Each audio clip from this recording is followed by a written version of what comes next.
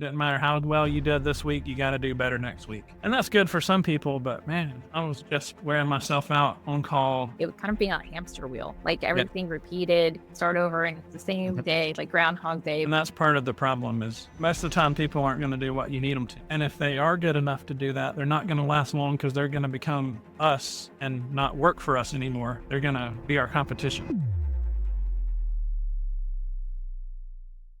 All right. Welcome to another episode of the Agent to Investor podcast, where we talk about the agent side of real estate investing. We'll be talking about the successes, the lessons, and all in between. My name is Nico Garcia, local real estate agent and investor based out of Montgomery County, Maryland. And as always, I'm joined by my lovely co-host. I'm Anna Bialik, Northern Virginia realtor and mostly out-of-state investor. And today we have a special guest, a really good friend of ours. Actually, I feel like we have lots of good friends, but Jonathan in particular is such a good friend. I can say I've had Thanksgiving dinner with him. We've got Jonathan Swanson on here. He is an investor friend of ours down in North Carolina. He's an agent. He's an investor. He seems to do a little bit of everything with fix and flips, buy and holds, creative financing, like the work. So we wanted to have him on to pick his brain, share his knowledge like he does in the community that we're all a part of. So welcome, Jonathan. Welcome to the show, Jonathan. Thank you, guys. Thanks for having me. It's a pleasure to be here. Nice to see y'all. I'm happy to talk about it. Picking the brain won't take long. So hopefully we won't run out of something to talk about. Yeah. You don't give yourself enough credit, man. Jonathan is a real go-giver. Like Anna mentioned, he's, always willing to share his knowledge in the community, and we're excited to have you on. So before we kind of go over, specific deals and things like that, we'd love to give you some space to talk about, where you're from, what part of the country you're from, and what initially brought you into real estate. Yep. I'll try to keep this part short so we can get to the good stuff. So I'm from North Carolina. I grew up in Eastern North Carolina, Southeastern North Carolina, went to East Carolina University for a couple years, transferred to UNC Wilmington, not Carolina, but UNC on the coast in Wilmington. Did 4 more years there. So I like to say I crammed 4 years of college into 6 years. Finally graduated in business management. Had a couple jobs after that. Got into real estate in 2004 and had a couple really good mentors and sort of just found my way into being an agent, flipping houses, mostly flipped for a long time. Finally got into the long-term holds just to start to build retirement wealth and stuff like that so I don't have to work for another 100 years. And just kind of have done a little bit of everything. I try to focus on things that are working. And through the boom of real estate in 2005, 6, 7, and then the bust of after that, it came back years later. I've seen some of all of it, tried some of all of it. So I don't want to make people think you got to do all that stuff all the time. It's just do what's working. And when it stops working, do something else. Yeah. I mean, some of it's a learning process. I know we're trying lots of things and learning lots of things and figuring out what we don't like, because some of it's trial and error of like, it might be working, but you might not like to do it. That's right. And if you don't like it, you don't have to do it. Yeah. That's the beauty of being self-employed as a real estate investor and agent. So going back to the origin, did you have anybody in the family that was in real estate, or I know you mentioned you did business in college. What initially sparked that? My dad has a little bit of rental property that has been in the family forever. It's just so we never really had to go collect rent from tenants and fix toilets and deal with all that stuff. Sounds like a good idea. You just have to have management in place to handle all that stuff. And I'm a huge fan of property managers, so I don't have to deal with all of that and I can keep growing the business. But there really wasn't any real estate investors or anybody like that in my family, not even entrepreneurial people, really. So I just learned that sort of out in college and after college, just from the people that I had met and the things that I did. I was kind of in the corporate world for almost 5 years after college, and that was the head on the chopping block pressure to do. It didn't matter how well you did this week, you got to do better next week. And that's good for some people, but man, I was just wearing myself out on call. We recruited nurses, and not only recruited them, but hired them, staffed places, managed them, fired them, built relationships to get more nurses working in more places. And it was just a never ending thing. So this is so 180 degrees different but it's also different pressure. It's not easy, and it's not like on TV. There's all the pressure for me to perform, to do the things that need to happen to make the money that I need to make to be successful. But there's nobody that's going to say on Monday, you can't come back here anymore. Somebody should fire me sometimes, maybe, but there's nobody that's going to do that. Yeah. And I feel like real estate is not quite cyclical. Like every story is different. Like I used to work for the government. It sounds like your job was similar. Like it was kind of being on a hamster wheel, like everything repeated, rinse, repeat, start over. And it's the same day, like Groundhog Day. But in real estate, even though you're doing buy and sell all the time, like they're all slightly different. They're all different personality. So it's like a new create your adventure every time. At least that's how I feel. Yeah, that is exactly what happens, because every house is different. Every experience is different. The repair list is different on the flips. The people do different stuff, or they don't do what they're supposed to. And that's part of the problem, is most of the time people aren't going to do what you need them to.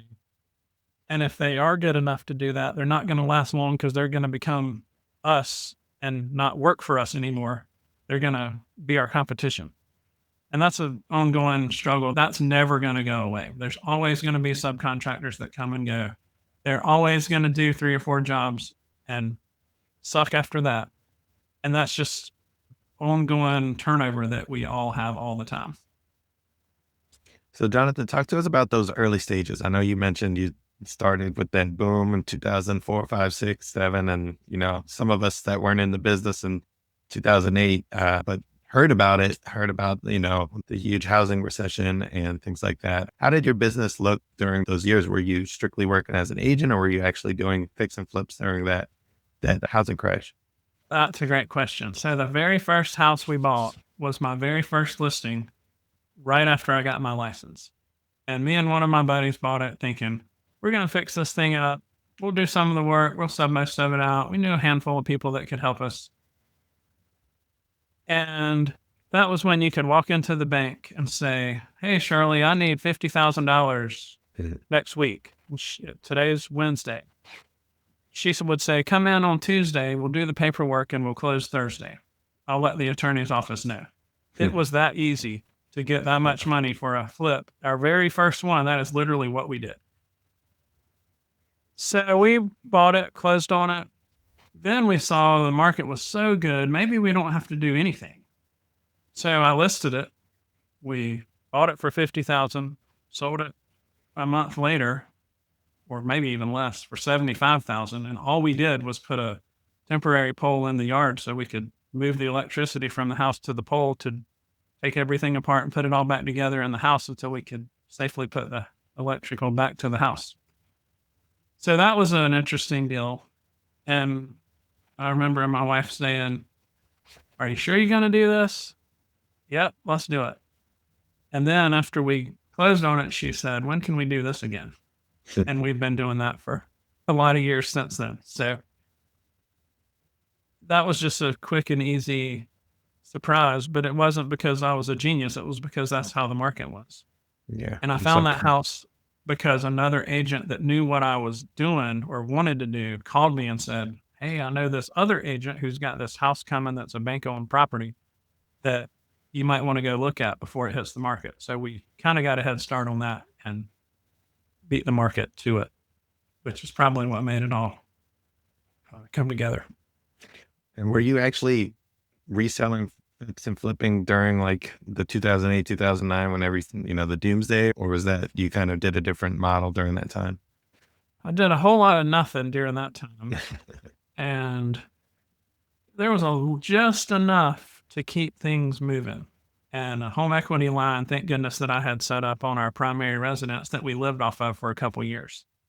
And that was probably, I don't know, several years of just kind of pulling money out of that when we needed to. Eventually, when it was almost gone and there was no money left and no money coming in, finally the market changed enough to start getting some commission checks. We started finding a few deals.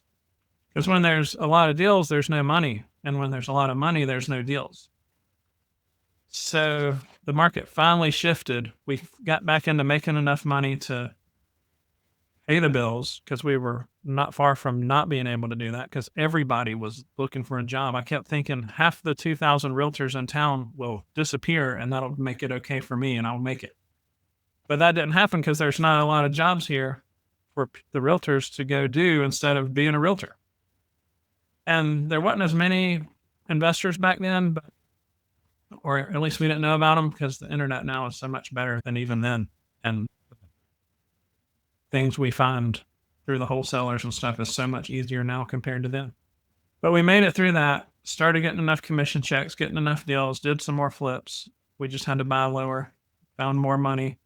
And that was about the time I started getting a couple of private money guys lined up and kind of, what are you going to do with that money from the sale of that house kind of thing? Well, I don't really have anything to do.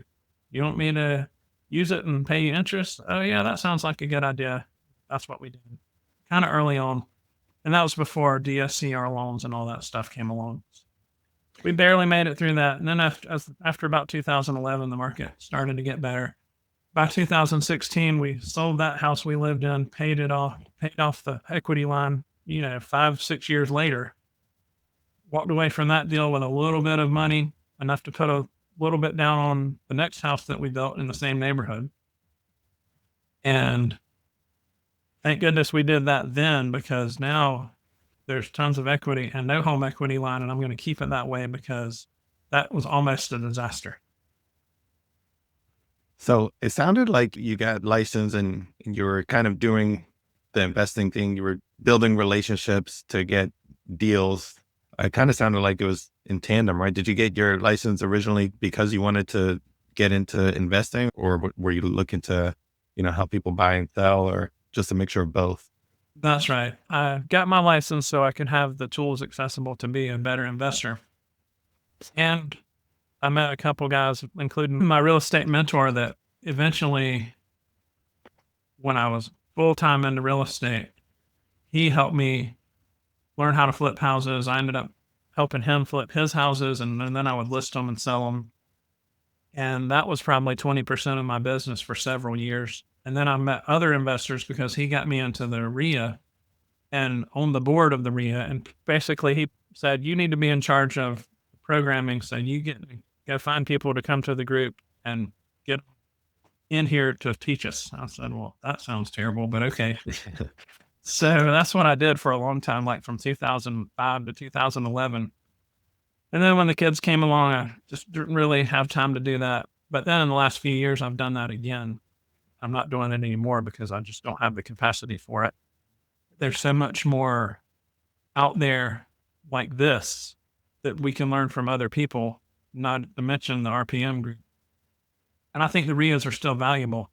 I'm not saying not to go. I'm saying go, because there's nothing like being in the room with the people.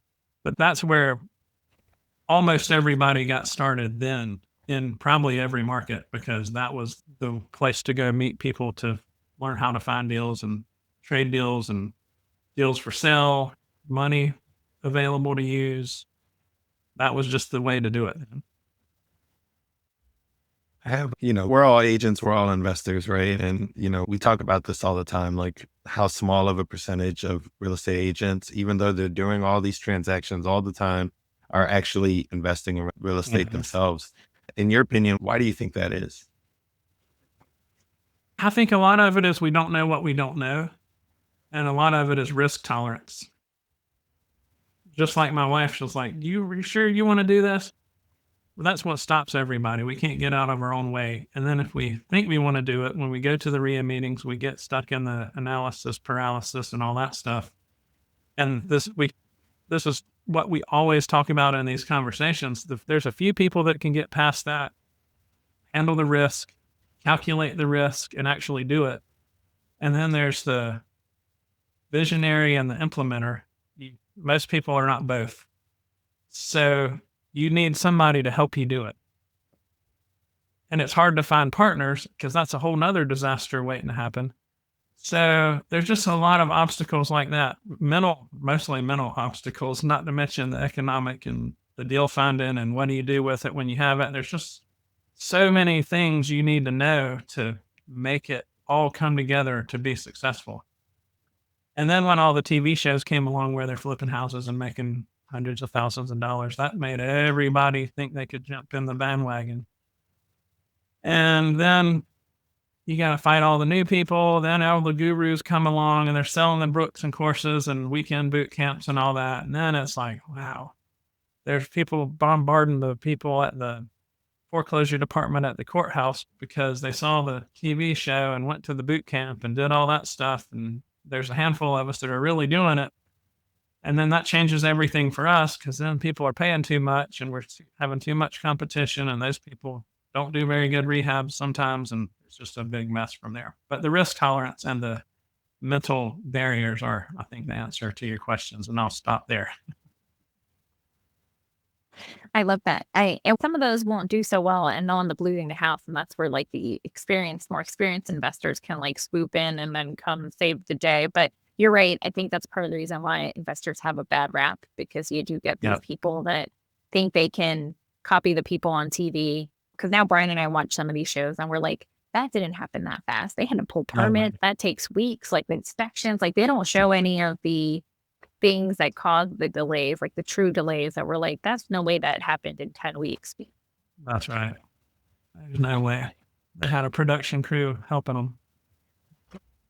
And they could pull strings at the city hall to get like the permits pulled and things like that. But that's what networking is about too, right? Like a Yep. lot of these seasoned investors network with city council members and permitting offices, and they can get it done quickly. I'm going on a completely different tangent that has nothing to do anything. Sorry, Nico, go ahead. No, that's right. But just like you and I have talked about, Anna, the things you've done in the town in Virginia where you're working on your long-term holds, you got to know the people that trusted you and knew you weren't going to just willy-nilly. You made them know that you were going to do it the right way, and it worked. It And that's did. what you got to do. And if you didn't do that, you'd have been just like everybody else from out of town. Oh, she's a big DC investor. Well, no, we're not. So Yeah. that's how you do it. It makes a difference. Yep. Yeah.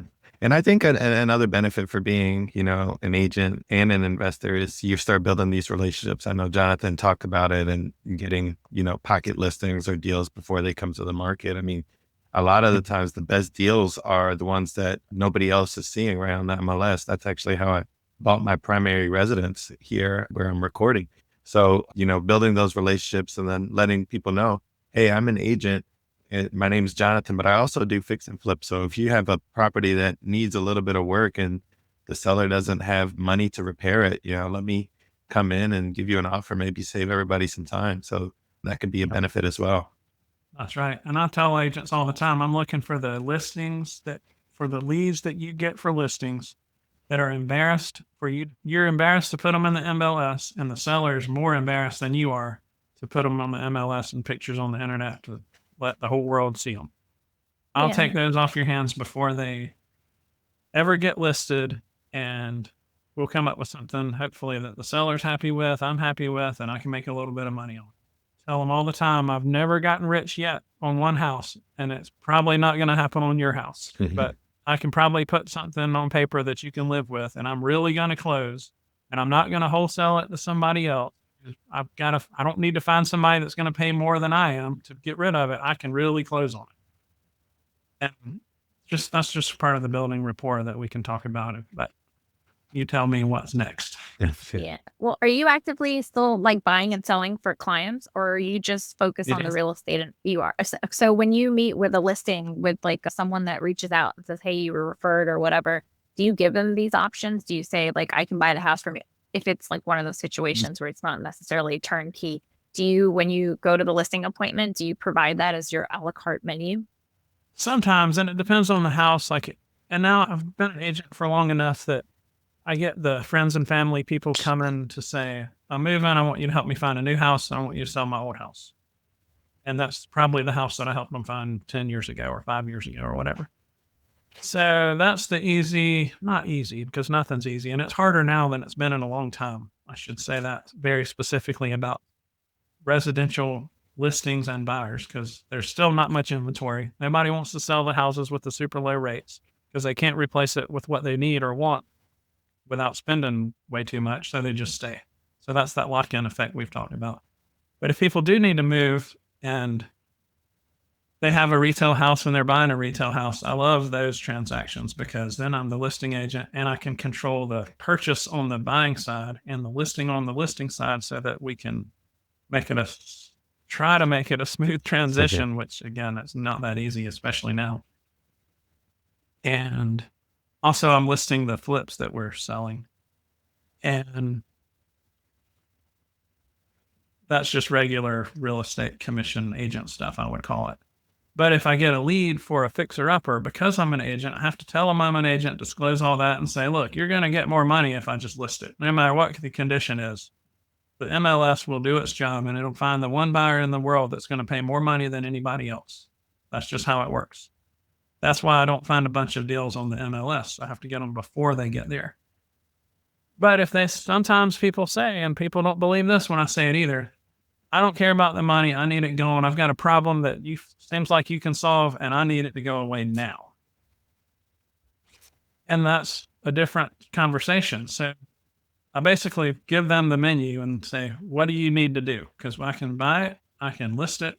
I can probably find somebody else to buy it. If I can't get you there, I know somebody that might pay a little bit more that has a different process. So some of the leads turn into listings, some of the leads turn into purchases, and those purchases either become long-term holds or flips, or even owner finance deals.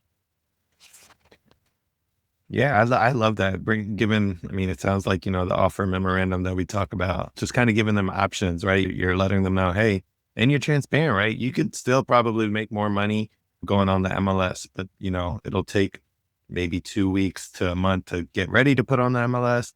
It'll take another month or a couple weeks to get a buyer, and then another 30 days to close. So, you're telling them the timelines. And if this particular seller, and yes, this is 2026 when we're recording it, you're saying there's people that are still looking to sell their homes at a discount, Jonathan, right?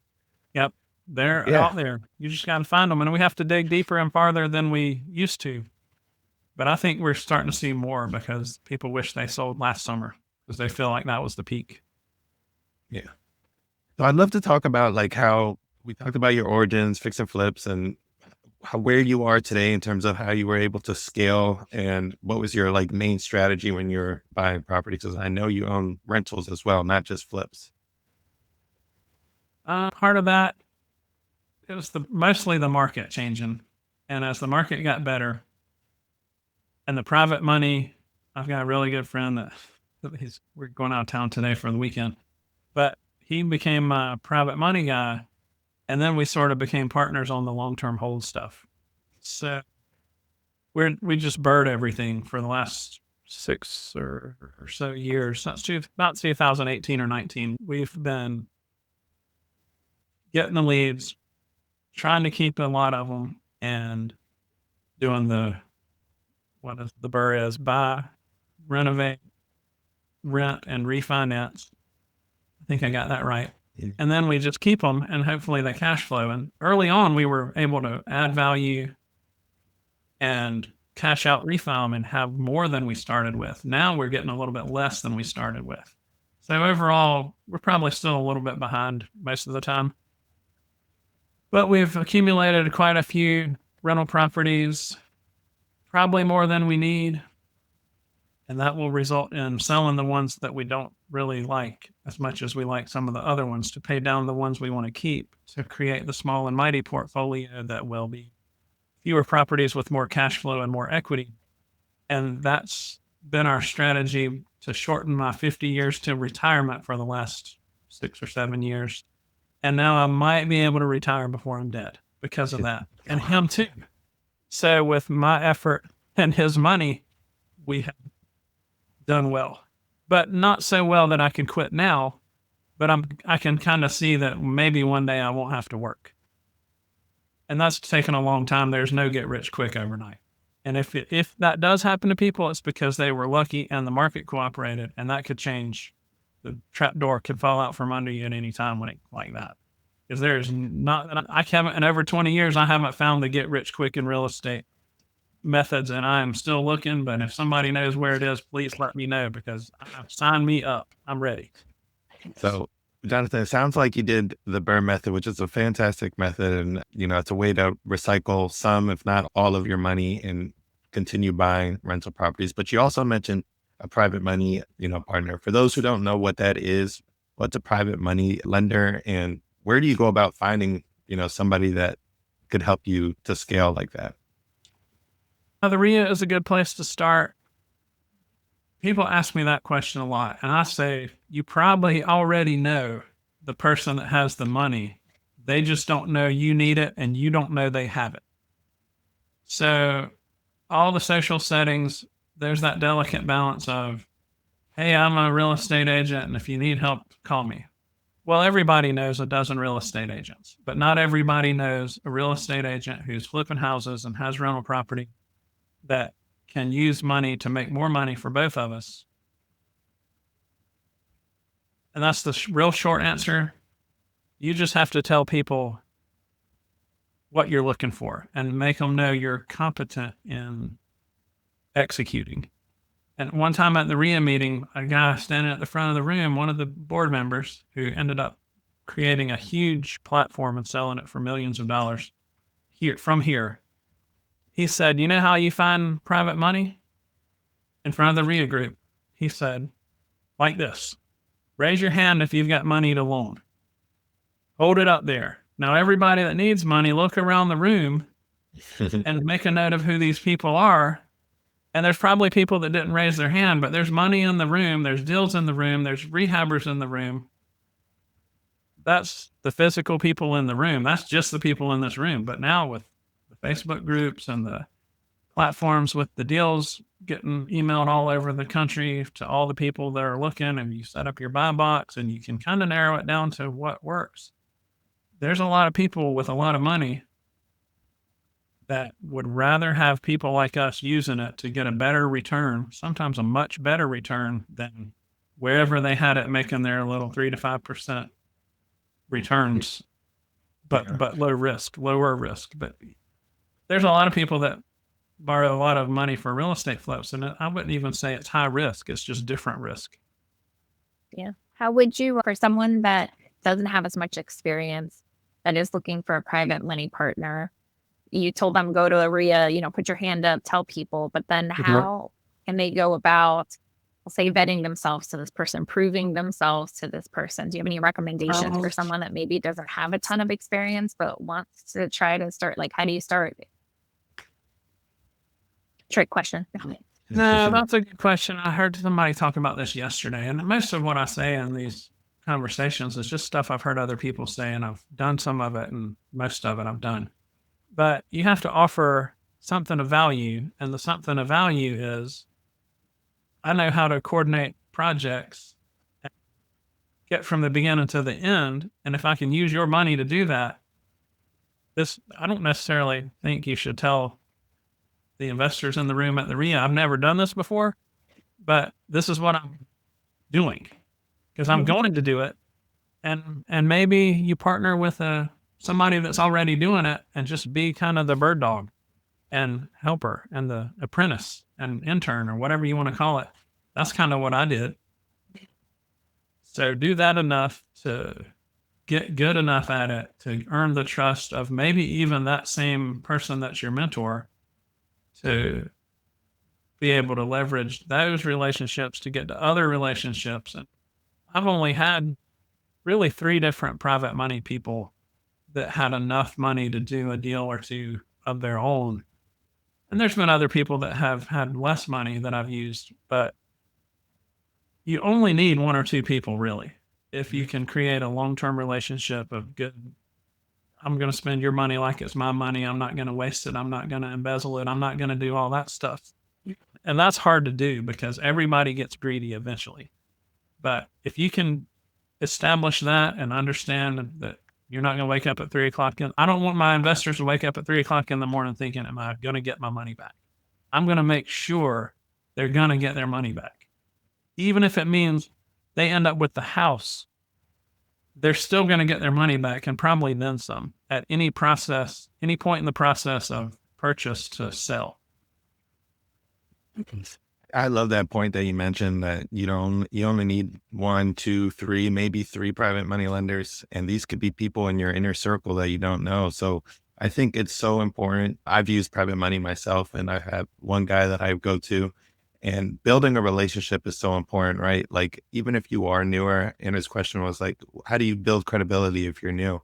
Well, if you go out and have coffee with them, explain what you're thinking, what you're trying to do, how you're going to be, like Jonathan said, provide value. I'm going out to the market. I'm talking to hundreds of sellers to see, what type of property we can get at below value, and talk about rehab. I love the idea of shadowing people that are already doing rehabs. If, you plan on doing BRRRRs or fix and flips, and shadowing people that are doing it, just so you're getting familiar.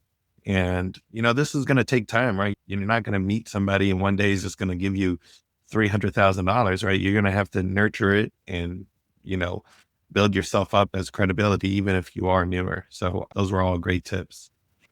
Yeah.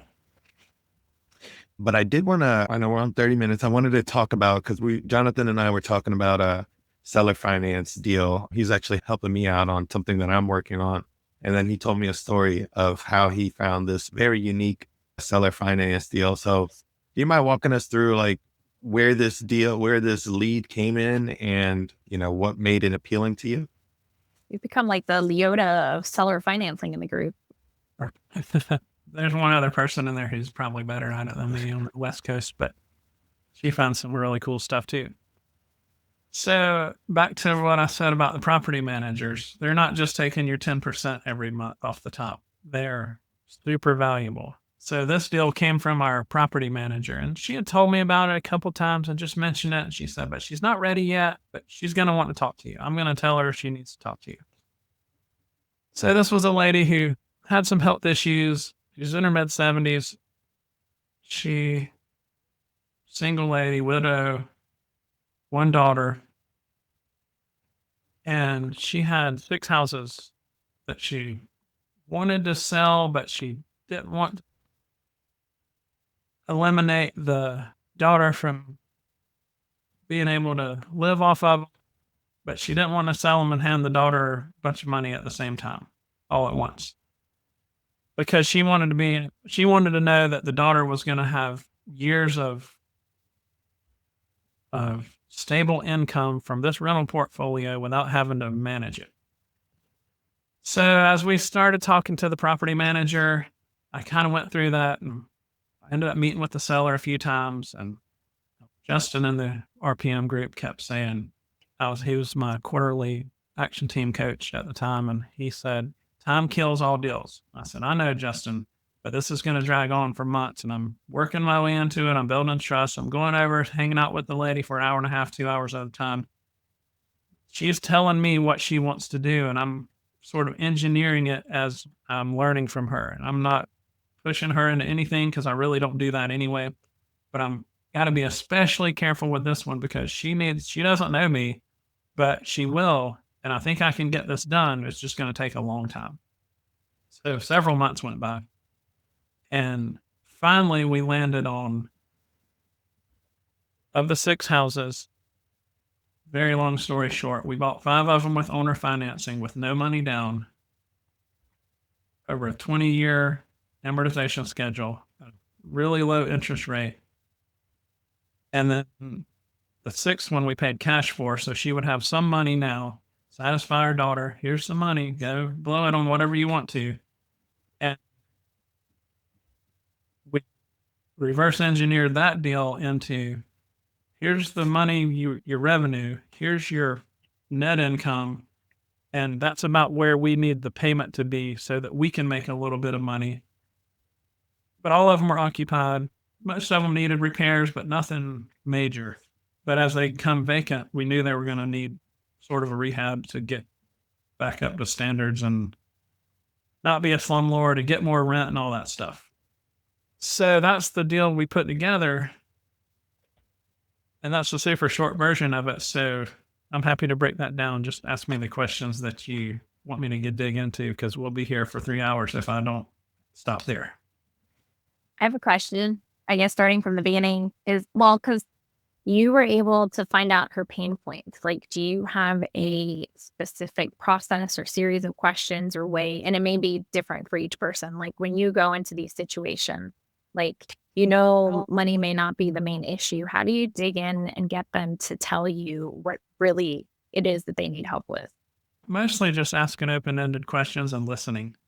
Listen way more than you talk because you will talk yourself right off the cliff. Not that I want them to talk themselves off the cliff, but they have the problem and I have the solution. Maybe not. So I knew she was in bad health. I knew her daughter would squander the money away if she had it all at once, because that's what she told me. I met the daughter too, and I don't doubt anything that she said. That was the truth. So then it became, how can we make this good for everybody, including us? And of course, the daughter was mad. She was selling it, and she thought that wasn't enough money for the total package and for the monthly payment.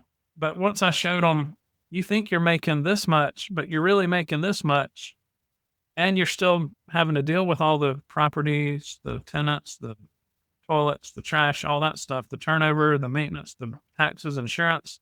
That's a lot. And like, just for example, I've got one rental property that in 2020, the insurance was $1,100 a year. This year, it's $2,500 a year.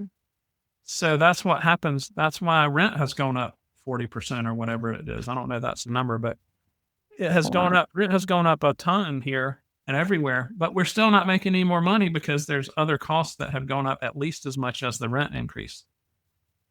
So when I started talking about stuff like that, she thought, oh yeah, well, I see what you're saying. We're really not making as much money as we thought we were, and we're having to deal with all of it because they were self-managing some of it, and their property manager was my property manager on some of them, and they had already sold some a while back, I think, and there was an ex-husband or a boyfriend or something that had ended up with something.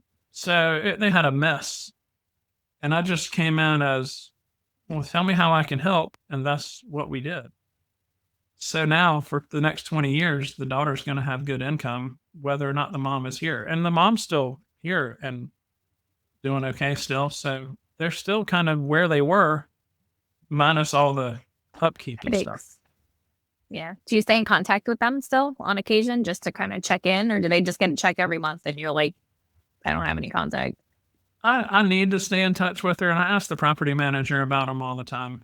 And she's doing okay, and I need to go by and see her because that's sort of how we left it. Was we'll keep in touch, and the money just goes to her every month automatically. And there's a few more layers of how we structured that deal if you want to talk about that too, with some creative stuff on top of the already creative owner financing, sort of non-traditional stuff. Yeah, I definitely want to get into the structure and how you did that, but I just want to highlight the coolest part about the story, right? You were talking, you have a property manager, you're always in communications with your own property manager, and that guy's telling you, oh, you need to talk to this lady. And I kind of have a similar style to you, Jonathan, right? Instead of like going in and being a hard sell, you were in there for an hour and a half just talking to her, you know that there was value in the deal, but you're not there to kind of be a hard sell. And I know there's a fine line between being too laid back and being way too pushy, right? And making sure that they're understanding that you're a human as well, and kind of being a people person. So I wanted to highlight that before we actually go into the structure, because those of you who are listening, you might have a style where you're meeting a seller and they much rather talk to like Jonathan, where you're like, okay, this person is actually listening. They're here for an hour. They're spending time with me more than once. This is the person that I want to sell the house to, rather than somebody that comes in, here's my offer, take it or leave it, and things like that. So I just wanted to highlight that before we actually go into the technical parts. And that is how it happened. Go ahead. I was going to say, before we get to the technical part, I was just curious real quick, because I think Kelly was on our show before, and I know you've coached her on this. How do you explain some of this creative stuff to them, like to the seller, in terms that they understand? Because this is not traditional. It's not what they're used to hearing. And sometimes they're like, I don't know what that means. Like, how do you explain it to them in ways that they understand and feel okay about it? You can't use all the abbreviations and jargon that we talk about all the time. Just asking those questions to get to the answer to well, if I can show you how you can keep the cash flow coming in and not have to deal with all the tenant stuff, would that work for you? Well, yeah. How do we do that? Well, I can make payments to you for the next 20 years of about what you're collecting now. You're just like Wells Fargo or Bank of America or whatever. If I don't pay, you get to take the houses back, and that'll cost you a few $1,000s with a local attorney that I can put you in touch with now if you want to, just to verify. And if we don't pay, you get to take them. And we deal with all the repairs, the tenants, the insurance, the taxes, all that stuff. When they're vacant, we still pay. If we don't, you get to take it. And just make it just a conversation, not we're going to do owner financing with a 20-year amortization schedule, and the payment's going to be this much a month and whatever interest and promissory notes and deeds of trust and all that. We just skip all that stuff and say, we'll write a letter saying, here's what we are going to do. Turn that into an offer. The attorney will turn that into the terms and all the legalese nonsense that they do. And I'll pay for that. Because all those things are, well, how much is that going to cost? How much is that going to cost? Well, I'll pay for all of it. You just agree to do it, and I'll agree. We'll agree together, and we'll put it all together, and then the checks show up in the mailbox every month, and that's your mailbox money. And you're not much of a difference, a little more, a little less, but you've got way less to worry about. So that's really the comforting thing for the sellers like that. And sometimes people, especially older people, understand owner financing and they understand how it works. And some of them even understand how powerful the compounding interest is and how much money they make, especially those first few years. I don't remember the exact numbers, but I want to say in the first 4 years, just the interest income, the earned interest income was over $90,000 for her. Meaning, after about 3.5 years, if I sold it all or paid it off or refinanced it, she'd get almost the original purchase price, and she would have collected about $30,000 a year in interest income. And when people hear that, really rings the bell. And then some people understand and are curious about the tax differences. And I'm not a CPA or an attorney, but here's what I think the taxes mean different for you compared for owner financing, and you're earning interest every year compared to selling it for hundreds of thousands of dollars one time. That's a different tax situation. Go talk about that with your CPA and probably your attorney, get them on the same page. But I know that's a very different thing, and you'll pay way more if you sell it all in 1 year compared to earning a little bit all over the next 20 years.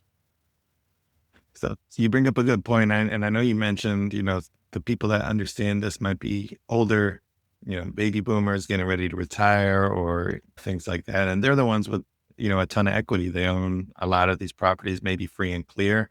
Are these the type of properties you're targeting for, owner finance, seller financing, for anybody hearing this? They're like, I really like that idea, but, where do I even find those type of sellers? Yeah, that's typically longtime owners, low mortgage amounts or paid off. And again, back to the technology and the resources that we have, there's tools that you make that easy to find. And then if you build the right list and send the right mail or call them or present that the right way, get in touch with them however you can. There's more people interested in learning more.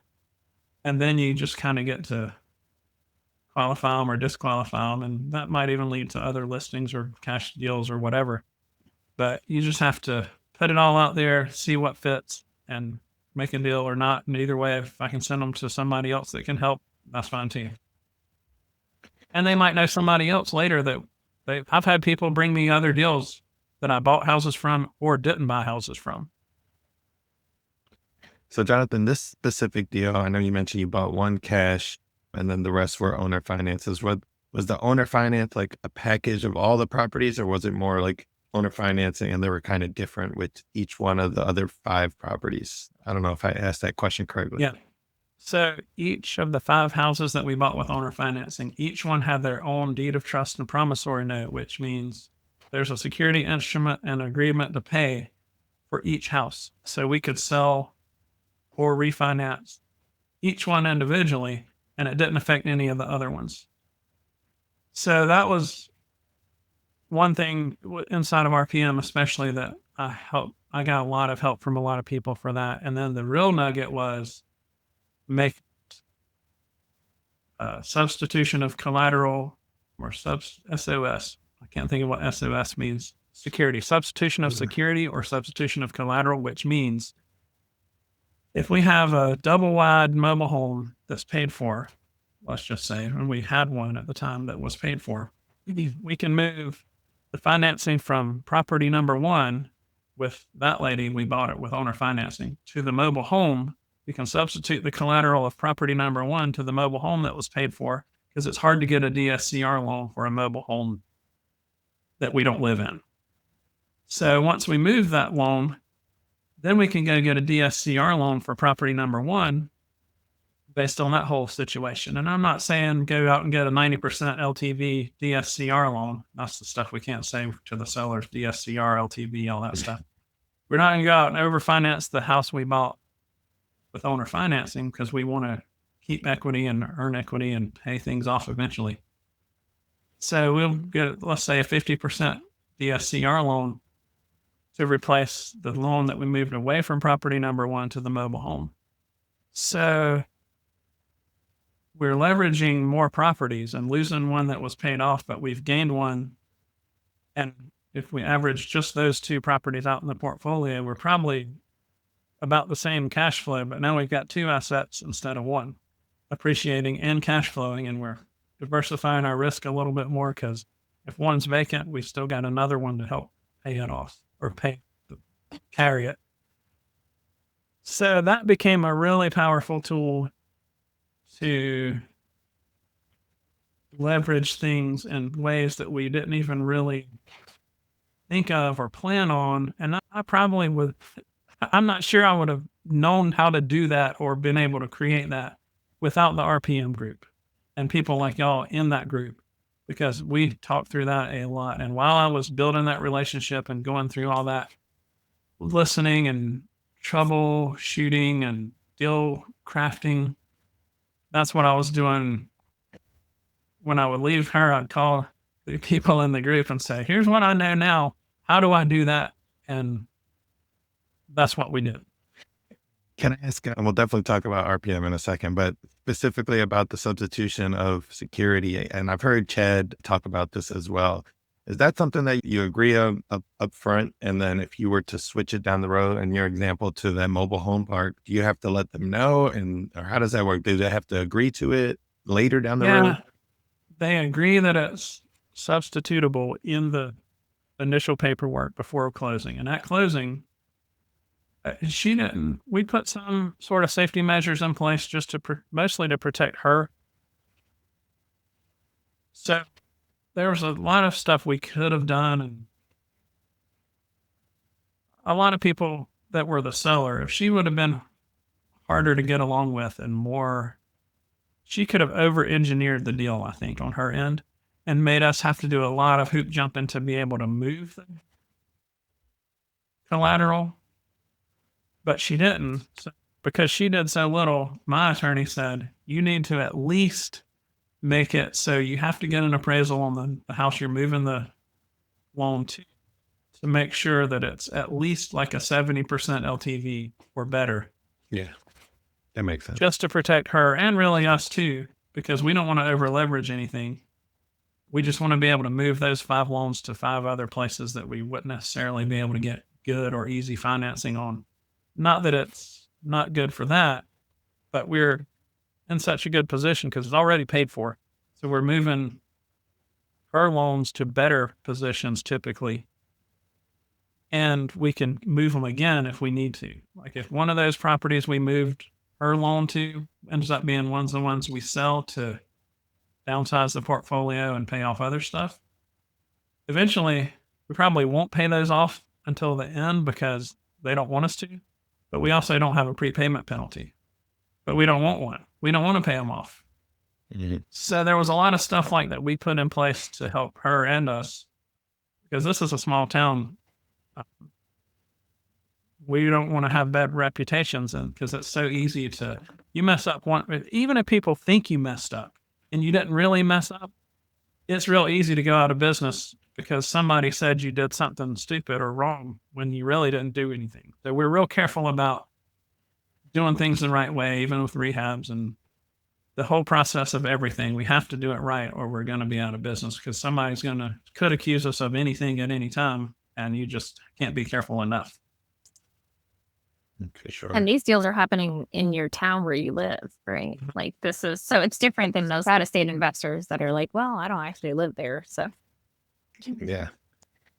So I wanted to give you some space. I see both of us are rocking. If anybody who's watching on video, we're wearing our rental property mastery sweater. And, Coach Carson has been a huge mentor, friend of all three of us. Talk to us about like how you found them and what, a good community can do for somebody that's, looking to scale or honestly just looking to be with other investors. So I met Coach Carson when I was the RIA programming director the first time, 2007 or 8. I think it was on the market was terrible. And he lives about 5 hours from here. And I don't even know how I got in touch with him, but I got him to come to the RIA. We hung out, went to dinner, just, he was young. I was young. We both had small, young families.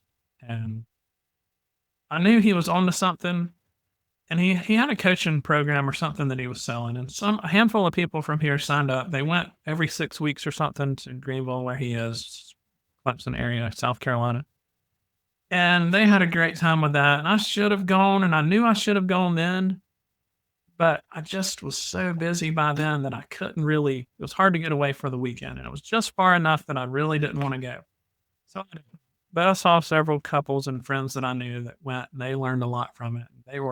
This was way before all the small and mighty stuff that he eventually came up with. I kind of kept up with him from a distance. I watched his YouTube videos, listened to the podcasts, and every now and then I check in with him or hear from him. And I was trying to get him to come back to the RIA, and I saw that he was really too busy. And everybody was just so busy with all the stuff.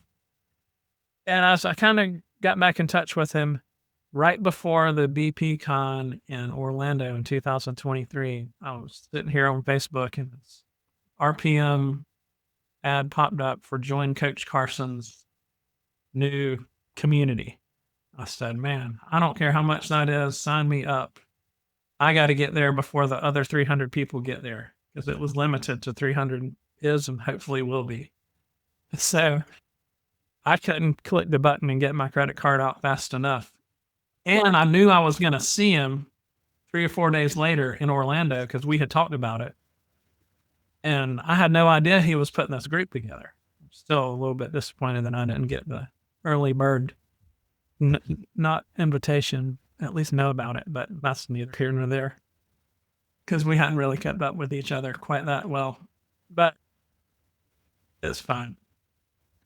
So I joined and saw him and Joe Jimenez and some of the others at BPCon that week or the next week. And that was pretty early on. There was already a handful of people in it because I think he sort of ran it for a little bit. And that was October or November of 2023. And this is February of 2026. So about 2.5 years almost. And it's been awesome. Yeah. I don't even know where to start because I'll never finish, but the 300 people in there, it's so different from most of the groups. They're not even similar groups. Most of the real estate investor mastermind things are just not the same. And I can't really say that because I haven't been in really any of the ones that I'm thinking of. It's just so good. And so many good people in there that it's not a bragging session. It's not a, how many doors do you have? I've probably got more. How can I get more? How can I do more? It's small and mighty, meaning how much can we do with how little? How can we do as much as we can do with as little as we have to have? And that's such a unique philosophy. I can't even explain it any better than that. So I'm not even going to try to stumble through that because I don't know what else to say. Yeah. And I think that's why we have that collection of people that we do in the group, because it is a different philosophy than I think a lot that are like, Gail quick, build, 1,000-door portfolio, go. And his mentality is very different. So you attract your tribe when you put it out there. So I agree. And I will also say, I think Chad's goal is to keep it small because he wants to stay involved. I've been a part of other groups where they just get so big, they just can't stay involved and they get other people, which he has gotten help, but he's still very hands-on. And I think he's just curated a group of like go-givers. Like he's leading by example. I think that's the best way to say it. Yeah. And you can tell that it's not like he's not in it for the money. You can tell how involved he is. Like you can do one-on-one hot seats with him to pick his brain with the 20 plus years of experience. And not only him, right? Jonathan mentioned that he talked to other people in the community, helping him structure the seller finance deal. So leveraging other people, I made it a goal of mine to meet every single person in the community because everybody's so go-giving. And I think that's just a trickle down from up top all the way down to the people that he allows in the community. So it's been a lot of fun. I know you're also an action team coach like myself, which is also cool because you can become a leader in the community and build even stronger connections. So it's been so much fun for me as well. Yeah. And I love how you met everybody. And I want to do that. I think I'm going to make a goal, maybe in the next action team, that I'm going to have a conversation with everybody in the group. Probably not in that one quarter, but maybe 2 quarters. It's a good goal. You get to see what everyone's up to, but I know we are running close on time, Jonathan. What does your, next couple of years look like for your personal portfolio and what you got planned going on with your business? Next couple of years. All right, let's do Just 2 years. keep doing what I'm doing. Hopefully get a little bit closer to retirement, accumulate some more rental property, do a few flips, still be busy as an agent. Same thing I've been doing, just keep on doing it and eventually start to work really towards retirement and downsizing the portfolio and paying off what we keep and being able to live off of it sooner than later. Would you say what's some advice you would give, based on all the years of experience that you have now, what's some advice that you would give, the younger Jonathan or anybody really starting out in this business? All those tools that are out there that we've kind of talked about or hinted around or mentioned or any of that, even the RIA, none of that stuff works unless you do it.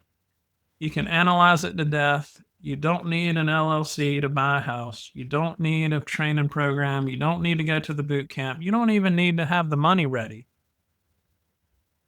Just go do it. Go do something. Pick something and go do it and learn as you go and ask for help and just do it. It's not going to happen unless you do it. That's my biggest advice. Yeah, I agree with that advice. Fail forward. It's not failing if you're learning and you learn so much. That first property, that 0 to 1 is always the hardest. And then once you're actually doing it, I agree with you 100%, Jonathan. So done is better than perfect. And I know last night we just had or 2 nights ago, we had a great call about a book, Who Not How, which is a fantastic book. For those of you who haven't read it, we always recommend it, but wanted to give you some space. Did you have maybe 1 or 2, and they don't have to be real estate related, books that you would recommend to our audience other than the Small and Mighty Real Estate Investor from Chad? I know that one is, we always recommend that, but yeah. So let me look at my Audible real quick just to see, because there's several. Yeah, so if you're like Jonathan and me and you're always in the car, Audibles are a great way. Audiobooks are a great way to take in that information too. First, a non-real estate one. Not really 2.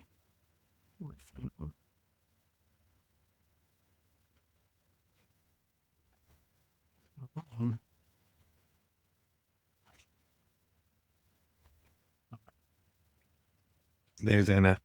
2 books that I would recommend.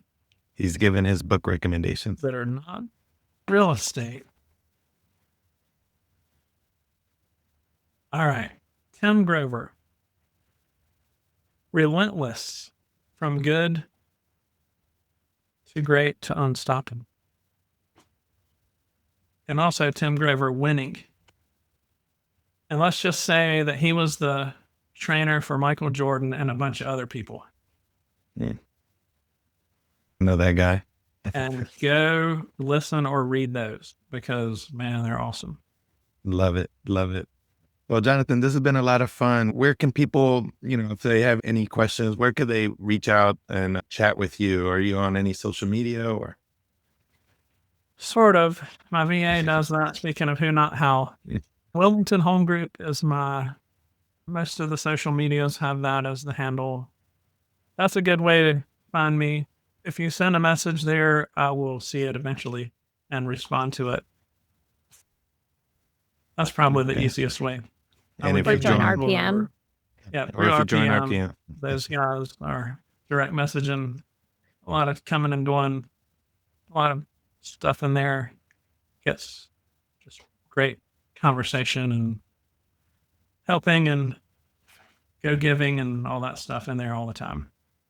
Well, Jonathan, thank you so much for coming on the show. That's going to do it for another episode. Please like, share, subscribe, reach out to Anna and me or Jonathan. You can reach out to me at ngarcia official on all social platforms. And you can reach out to Anna at. I'm Anna _realtor on Instagram and Anna everywhere else. And if you can't get a hold of Jonathan, just message one of us, then I'm sure we can find him. Thanks, That's guys. right. Thank you. Yay!